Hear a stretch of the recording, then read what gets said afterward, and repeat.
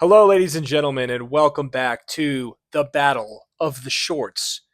We're in week 2, and I'm joined by my co-host Greg Bear here. Greg, we're returning with some great short story action this week with really some high level battles. Last week we saw Connie Willis take home the gold, and this week we have some big competition. This week we're brought to you by my friend Jonathan over at Stringer Than Fiction on YouTube and J Mustang 1968 on whatnot. He's a great bookseller, great book YouTuber, booktuber. Go check him out. Give him a follow, give him a subscribe. I'll get out the bracket. This week, I read 4 more stories, and 3 of the 4 were really good. One of them was fine. Spoilers. We have Alfred Bester right here against Tanith Lee, great fantasy author. And then we also have Barrington J. Bayley and Jack Williamson. Now, I have never read Alfred Bester. Read a couple Tanith Lees. She's great. Never read Barrington J. Bayley. Never read Jack Williamson. So this week, the matchups were pretty fresh. The first story I read this week was Adam and No Eve by Mr. Alfred Bester. Now, this was a 1941 short story that I read in Beyond Control, edited by Robert Silverberg. Some really good stuff in here as well, other than Adam and No Eve. But this one was about 20 pages long. It dealt with a man who is just determined to take off in his own private rocket. And we don't exactly know where he's headed, but the limitations of the rocket are maybe like fly around the moon and come back. But his friend, is it Hallmeyer? Hallmeyer, who's also a scientist, tells him that there is the potential for a collapse if his rocket goes off, and there's is it a reaction with the iron on Earth? Yes. I have some notes right here I'll be referring to. But he warns him of this reaction that could possibly happen, and our main character, Crane, is undeterred. He basically tells his wife, "I love you, I'm going." And Hallmeyer kind of hijacks the rocket a little bit and causes it to malfunction, we think, because he's got this smug look on his face when it's malfunctioning. But Crane runs into the rocket and takes off with his dog regardless. We open this story in a really desolate setting, and then we learn how the rocket took off, leading you kind of to understand what happens. I mean, the title kind of gives it away as well. But we see Crane go through these kind of barrages of Hallmeyer, of his wife. He encounters his dog after they've landed, and he's injured, and so he's crawling on the ground in a desolate wasteland. And it ends in a really sad, somber way that is fitting for the kind of tone of the story, because this one is unflinching.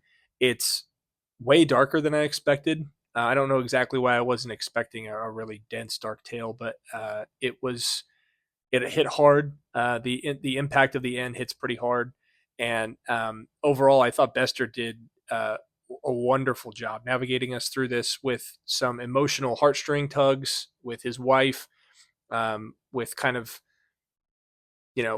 reeling with a decision that ultimately hurts others. And yeah, I just thought Bester really came to play. This was a great short story, great introduction into Alfred Bester, a writer that I've had. I have a few books of, but I've never tried out. I will be giving Bester some more love on the channel. He was really good. My grade at the end of this one was an 8 out of 10. I thought it was really solid. And unfortunately for Bester, he had to go up against Tanith Lee. I have read Tanith Lee before. I've read 2 books of hers. The first being Don't Bite the Sun, and then Electric Forest as well. Both of those books were tremendous. Tanith Lee has a real way with her prose. Her style is so delicious. It's dark. It's beautiful and it's haunting. It's got this horror element of it that I think is very impenetrable. It freezes you, just like the Gorgon. Tanith Lee, the short story that I read by her is the Gorgon. In this 1985 DAW.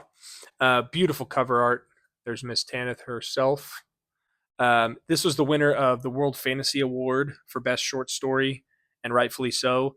This was a banger. I wasn't sure exactly what to expect because I haven't read a ton of her fantasy adjacent work. I would say Electric Forest is more science fiction, and Don't Bite the Sun is this weird blend, future dystopian, more sci-fi leaning. This was fantasy, magical realism, and it was really interesting. The tone, I think I have to praise right off the bat. The tone of the story is 100% perfect. I thought she nailed it. We follow a man who is he's a writer by trade. He visits this village named, I think it's pronounced Dafau. It's a Greek village. Off the coast of this village is a small island. The writer is very captivated by said island. He stares at it. He kind of longs to visit it, but all the village people tell him, don't go there. There's something out there, and they won't really speak of it. So he kind of thinks, local legends, whatever. Continues to kind of desire it and ends up going to the island and seeing what it is all about. And as you can tell by the title, he encounters what some of the village people call a Gorgon, which I'm sure you're familiar with Greek myth to some degree, but that was Medusa. Snakes on her head. She looks at you, you turn to stone. The thing that I thought was so well done about this story was that it subverts your expectations extremely well. It doesn't end in a way that wraps everything up tight, like with a nice little bow. It leaves you with a lot of questions, not about what happens, but about the themes and about the questions that are asked, mainly, about kind of identity and, who we are to other people. And I just think it does such a wonderful job of playing off of the classic Greek myth in a way that clearly was deserving of the World Fantasy Award. This was what did I give it? I said 9 out of 10. That's what I gave Connie Willis's Firewatch last week. I think these two stories are neck and neck right now for number one in the power rankings. Unbelievable stories. Tanith Lee knocked my socks off. I just put the book down when I finished this short story, which is about 30-ish pages. And I just kept saying, wow. Like that was all I could say for a good 30 seconds. I just kind of like sat there stunned. It was tremendous. Tanith Lee continues to just impress me. And I'm very, very eager to read one of her books again very soon. So that's matchup one. Adam and No Eve by Alfred Bester in Beyond Control, and The Gorgon by Tanith Lee. Gorgon. Don't roast me for my pronunciations, please. I thought Tanith Lee edged it out here with the victory.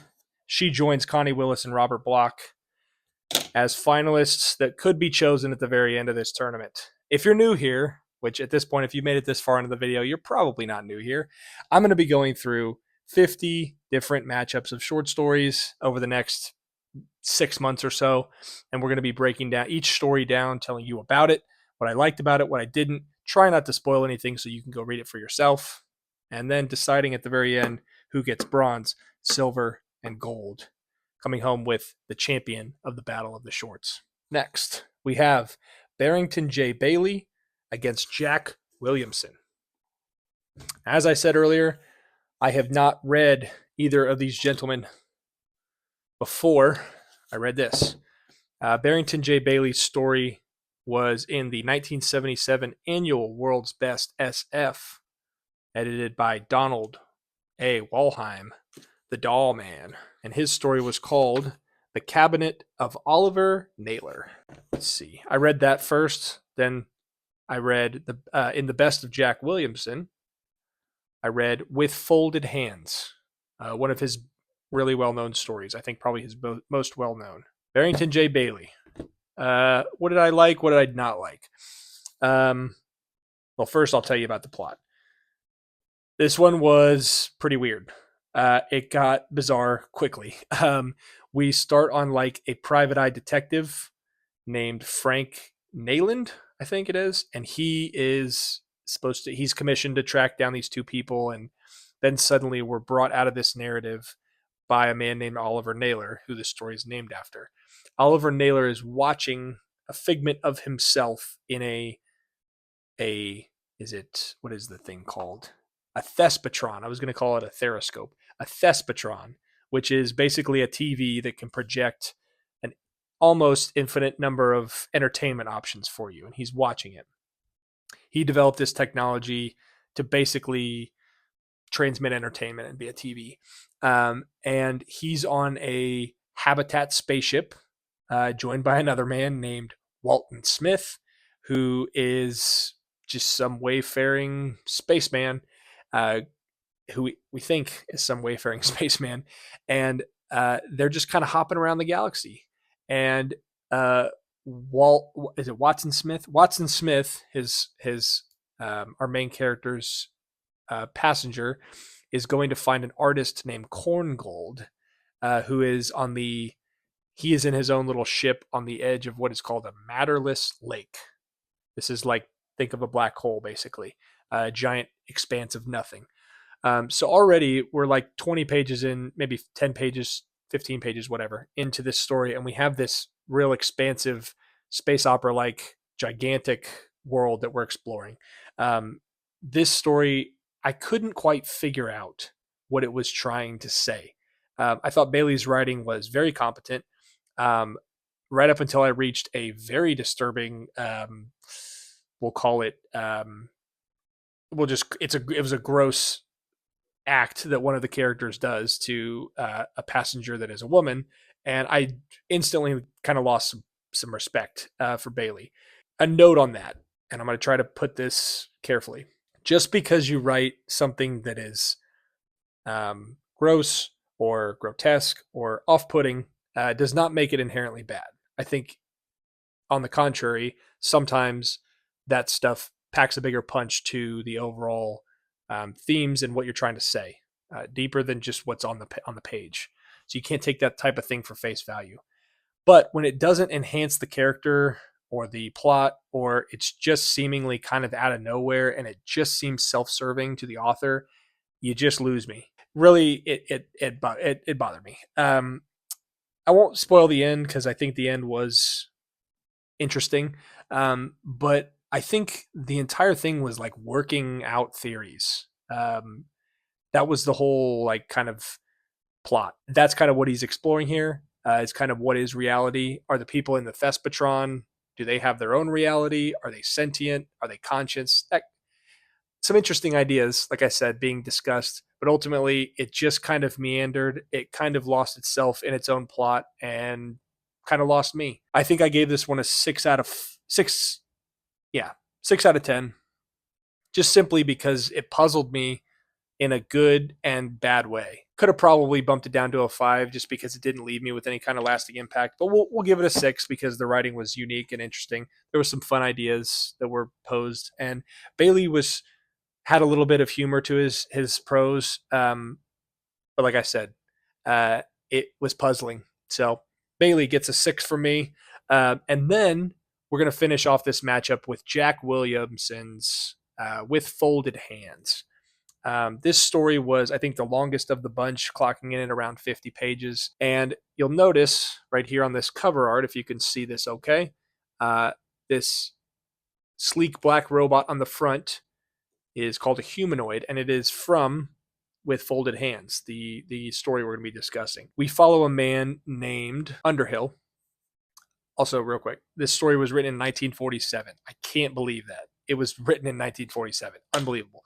Of the time period, that's incredible. Our man named Underhill is he is a man who works at like a robot sales shop in the kind of near future. At this time, it would have been probably in the It would have been 20 years in the future for them at the time. And these black, shiny humanoid, beings, they're not beings, they're robots. They come down and start essentially taking over everything. The blurb on the back, I think, really is a quick sum up that is really good. The robots met every human need and left mankind with nothing whatever to do. I think that's a great way to put it. I think that this was way ahead of its time. Underhill is and everybody else out of jobs, out of problems, out of things to do because the robots solve everything and are led by this thing called the Prime Directive, which is their kind of rule, kind of like Asimov's three rules for robots. They're defined by this rule of protect and serve humanity, but they end up protecting and serving them like from themselves basically, and making them useless. Man loses all of its reason for living. And so we explore this really, really relevant concept. I have to make that so clear that I was just blown away by the relevancy of this story and its ability to like predict things that would be happening 75 years in the future, which is truly like unbelievable. But then again, some of these authors, we look back on them and we see these cautionary tales and we wonder, oh, maybe we should have listened to them. And I know the world isn't being taken over by these humanoids just yet. But I think all of us look around, we see AI, we see the implications that some of these technologies that are already out of hand are causing and are posing, the threats that they're posing. And I think that this is one of those stories that I think anybody who is skeptical of AI or anybody that is diehard for AI should read, because I think this is a cautionary tale that it's this reminder that's the slippery slope of how much do we let get automated for us? How much comfort do we need? And at what point does it become self-defeating? So Jack Williamson, for for a story that was written over 75 years ago, I was blown away. I thought it was a wonderful story. The ending, he doesn't pull back on the ending, which I was really glad. It packs an even greater punch when you see kind of this really dark ending. So with that, my grade for this one, I think I gave it an 8.5. Yes, I did. 8.5. One of the better short science fiction stories I've ever read is what I have a whole list of notes here. But with that, Jack Williamson takes the dub. Right, Greg? Right. All right. Let's write Jack Williamson and let's go home. Don't know why I decided to put a lowercase a, but we're rolling with it. That's 4 of the matchups done. We're through 2 weeks, guys. I hope you're enjoying the series. I really hope that this has been fun for you. If you're following along, reading the stories, I hope this is some new material for you. There's thousands, hundreds of thousands of short stories out there by different authors. And this is just a fun way, I think, that we can explore them together. So if you've read any of these, if you have thoughts about them, tell me about it in the comments. I'd love to talk to you about these stories. I got 24 more weeks of this to go. We're going to break down 46 more matchups and then have a championship round at the end. So I hope you're enjoying. Stick with it. And Greg Bear and I, we will see you on the next episode of the Battle of the Shorts. I've been Dad Like Book. Go check out my buddy Jonathan right here at these links, and we'll see you next time. Thank you. Oh, I can't get out of the table. I pushed the dang chairs too close.